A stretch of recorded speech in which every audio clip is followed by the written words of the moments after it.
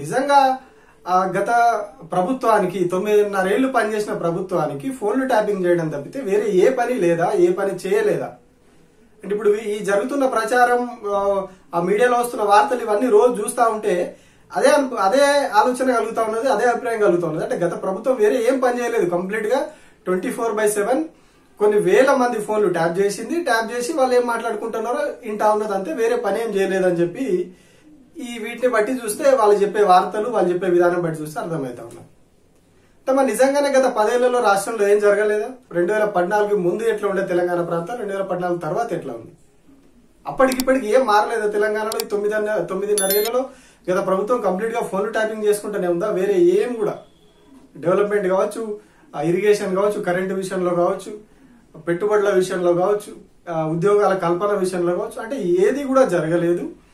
Complete గా వీళ్ళంతా phone tapping మీదనే ఉన్నారు అన్నట్టుగా వీళ్ళు మాట్లాడుతూ ఉన్నారు. కానీ నిజంగా అట్లనే జరిగిందా? మరి అట్లా జరిగితే ఇవేమి జరిగి ఉండొద్దు కదా. ఇరిగేషన్ ప్రాజెక్టులు కట్టి ఉండొద్దు, అట్లాంటప్పుడు ఈ కాళేశ్వరం అనేది ఉండదు, కాళేశ్వరం స్కామ్ ఉండదు, దాని మీద కమిషన్ ఉండదు, విద్యుత్ ప్రాజెక్టులు కట్టి ఉండదు, దాని మీద కమిషన్ వేయాల్సిన పరిస్థితి రాకుండా ఉండాల్సింది. ఇప్పుడు ఏం చేయకుండా కంప్లీట్ ఫోన్ ట్యాపింగ్ మీదనే ఉంటే ఇవన్నీ కూడా ఇప్పుడు ఉండకపోయేది కదా.